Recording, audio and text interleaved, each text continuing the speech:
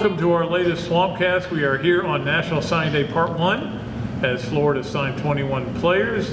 Pat Dooley, Graham only signed Hall, 20 players. whatever they are. Well, in my mind, it's 21 because D1 Black is going to sign, right? Yeah, he's going to sign in February, and he'll be on campus in August. He's got to get some academics up. Yeah. And look, there's another four-star guy. Zach Abolverdi, Graham Hall, Pat Dooley, to talk a little bit about recruiting. You know, one thing that people are going to look at, the negative Gator fans, and I know there's only a few of those out there, not many of them. Just a few. That this could have was close to being this, top 5 class. If you look at all the guys that they were really close to that ended up going elsewhere, starting with obviously the number 1 player, and I cannot put enough sarcastic quotations around that in the country. Yeah, I mean, Kayvon Thibodeau going to Oregon, that was not unexpected, but that was a guy Florida could have found a way to get him in the fold that puts them in the top 10. But they didn't just lose him, they lost Brandon Dorless to Oregon, and Trey Sanders goes to Alabama, as that kind of been the trend in the last few months. But Florida is able to get the Lakeland trio on board. That was huge for them all and the staff. They had to get those guys to address some of their needs and also to build that pipeline at a high school that's been really good to the Gators in the past. And I think the biggest thing that if you take solace from, if you're a Florida fan, along with the boost in the recruiting rankings from those 3, is the fact that the other 17 guys, they all signed. Florida didn't have to worry about anybody flipping or wavering or waiting until the last second, which you saw a lot of other schools go through. FSU lost its quarterback commit, so Miami's been losing decommitments left and right. So all in all, a really good day for Florida from that standpoint. Yeah, it's kind of interesting, Graham, that when you look at the 4 teams that are in the playoff obviously had good recruiting classes, and it continues to perpetuate on itself. The rich are going to continue to get richer, and this is why you're seeing not only did the Big Ten get left out this year, and obviously the Pac-12 gets left out every year. Yeah. But people are looking at the recruiting saying, well, of course Alabama had the best class. Of course Georgia had one of the best classes. These teams that are in the either in the national championship or just barely left out. Yeah, and you talk about that negativity, and a lot of Florida fans are going to wonder why they couldn't land a guy like Trey Sanders, whose brother Umstead was here on campus. His parents were pushing Florida, but coming off a 4-7 season, that kid, when Dan Mullen was hired last year, was still committed to Alabama. For them to be one of the hats on the table, I mean, you look at the 2020, 2021 rankings, it's way too early, but it's going to be here before you know it. I know you're probably not going to be paying attention then, Pat, but that's when Florida really, they already have 2 top 5 classes, although the rankings are entirely too premature. They made up a lot of ground in this 2019 class, considering where it was when Dan Mullen got here. They couldn't have got those guys, but they probably had too much work to make up. Next year, they're coming off a 9-3 season and a New Year's Six bowl. That's a lot easier to do. You're not being negative recruited by everyone in the country. Yeah, and don't forget this. And look, somebody was emailing me about why could Mullen have these great classes and against Alabama and Georgia, and why could Urban Meyer? Yeah. I said, well, the bells and whistles are different now. Back then, nobody had the bells and whistles like you're seeing at the Clemsons and the Alabamas. And the size of the recruiting staffs and the facility. But the point is, these guys that just got recruited aren't even going to realize those bells and whistles. Absolutely. By the time they get that football building, they're going to be juniors and seniors by the time that's built. So you're going to see it, I think, next year with next year's class and the following year's class. That's a very good point. This is probably the final one before they can really start showing renderings of the football building. They can actually show you concrete plans of how those guys, I mean, you talk to football players and, they only get 2 hours of practice every single day. Well, 20 minutes, Pat, is spent them walking back and forth. Yeah. You're thinking they're missing out on 10% of their development time. I cannot imagine the first time that you bring a recruit in, you go, so where do we dress? And then how do we get to the practice field? We have to go upstairs, then we have to walk across, and you might get killed by a student driving with a little texting at the time, and then all the way over to the practice facility. I mean, it really is kind of archaic where Florida is right now, and they're going to. But again, everything is progressing towards that, and I think it's only going to get better. One thing I'm writing about, it'll be on the web later on tonight, is the offensive line. Zach, and last year got 4 guys, and they really liked. Now none of those guys play, but they really liked their development, and that's what you got to do. This year, 7 guys. It makes 11 from the 2 classes.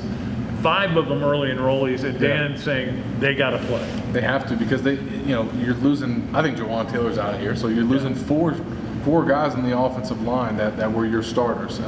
Next year you're going to lose some more. So that was the position that they had to address, and they were able to go get some guys that they feel like can come in as early enrollees and develop to the point that they can potentially be backup players or just be in the rotation to where Florida's not going to ever be crippled, not only just on the offensive line, I think at any position. When you look at Dan Mullen, the way that they were able to recruit in year 1, now year 2, you look at the track record at Mississippi State, the one thing that we can say as Florida fans wait for those 5 stars to come, look at the personnel and look at the depth. As the seasons go on, you're never going to see, I think in my opinion, Florida be short on guys at any spot. They're doing a really good job of making sure that they go into every spring, go into every signing class with numbers at the positions that they need. You mentioned the offensive line. They hit their numbers on linebacker. They got some defensive line. They're going to continue to address that. They want to sign some more defensive backs. They got a couple today. And obviously, you get your quarterback in Jalen Jones. Now you have 4 for the spring. You get Naquan Wright in at running back. I mean, across the board, Keon Zipper, you're losing 2 tight ends, and then you get a stud. Now you've signed the nation's number 4 and the number 5 tight end in back-to-back years. So just at every single spot on both sides of the ball, you have to tip your cap to the way that they've been able to build classes and build this roster. It shows that these guys know what they're doing. And Dan Mullen talked about this today. They're not done. No. There's still some more guys, but Graham, how many more do you think they could end up signing? Yeah, that's what I asked Dan. Signing 20 guys, that really gives you an opportunity to pick and choose, and the guys who are left out there are going to look at a more concrete roster situation because those guys have actually signed. It's a lot easier to say, hey, these guys are in the building. They're not speculating on guys just having verbal commitments to a program. So Florida's going to be able to pick and choose, and they said today they're going to address defensive line and the secondary. Now, you look at 2 targets out there, Chris Steele and Kyer Elam. Those are 2 targets who are announcing that first week of January, who Florida is right there in the running for. It's going to come down to, if Chris Steele stays out west and goes to Oregon, or if he decides to come across country, and then Kyer Elam, his father Abe Elam, has really not been pushing Florida, so it's probably going to come down to Georgia or Florida right there. If they can get at least one of those 2 guys, this is a top 10 class, Zach. Well, and I don't know how likely it is, but it's not out of the question that they could get both of those guys. Yeah. And if they find a way to get both, those guys are willing to play together.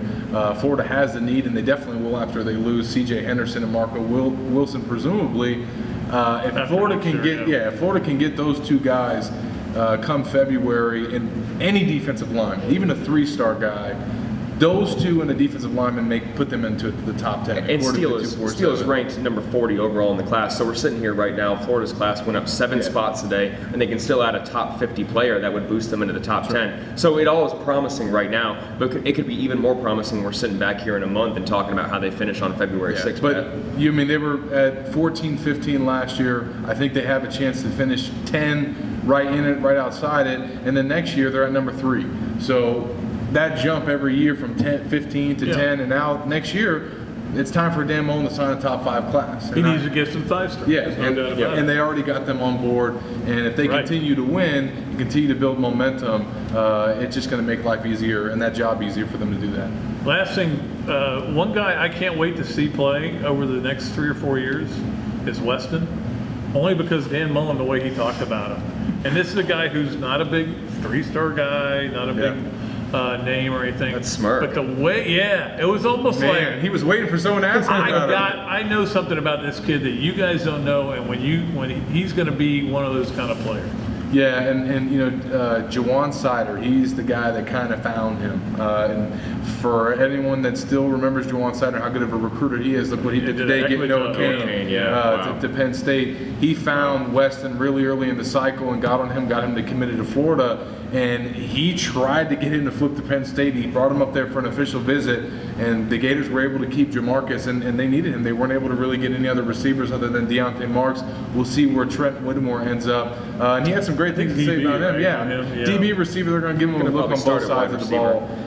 But they had to get a guy that they feel like could provide an impact at receiver. They want to do that every year, and they think Weston can be that guy. You got to kind of like that, Pat, because every single year people are buying into what a recruiting service ranks and how they're performing at camps. When you have a guy like Jamarcus Weston, who's been recruited to a program for so long. Dan Mullen reaffirmed that commitment when he got in here. Obviously liked what he saw, and if he's not becoming a 4-star because he's not going to camps around the country, that's not an indication of his future talent at all. It just shows that he found a program very early on and had no use of spending his time going around the country elsewhere. You'll see on Saturdays in this stadium how good he is. Well, yeah, and the other thing, guys, is I like if you sign really good players.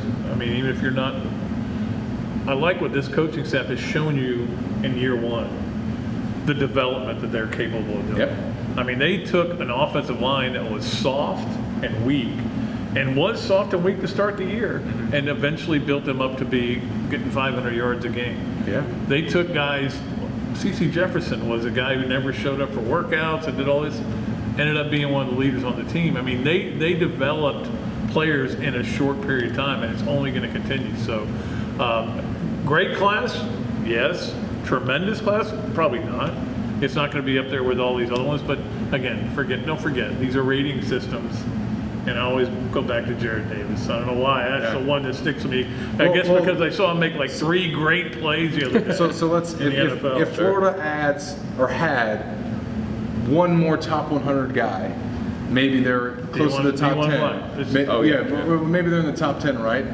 In Mullen's eyes, he might say, well, we got that guy. Yeah. The recruiting services don't say that he is, but we think that once we get here and coach him up and develop him, he'll be that. So I think that he's happy with the group that he got. He goes, I don't know how Gator fans feel, but you know how they feel. Yeah. Well, he said, there's a mix of range of emotions. He says, but in this building, we're happy about the guys that we got because of our evaluations and what they've worked to. And I know people were ecstatic when I got the 3 late ones. Oh yeah, and the press time that Florida got on ESPN, they even went to commercial break for the 3rd guy. I mean, that was great pub for Florida. And last year, Miami trolls Florida. Nesta Silvera with the Chucky doll, and Keon Zipperer trolls Miami to the final minute, pretended like he's picking up the Miami hat before putting on Florida. Ending that Chucky tradition before it could even become a tradition. I know that's kind of silly in a lot of people's eyes, but anything you can do to reassert your rivals and embarrass your rivals on ESPN, you got to do it. It's an awful day for FSU in Miami. Oh yeah, not good. But that's not our problem. How'd UCF do there? I didn't see many hats on the table like that. They stayed in the gas Imagine stations. that. I'm not going to get into that. All right, that's going to do it for our SwampCast. We appreciate Alan Youngblood for being patient with us and letting us spout. We could have talked all night, but after there's a certain amount of time when people just go, I've had enough of that. And this is that time right now. We'll see you next time. All right.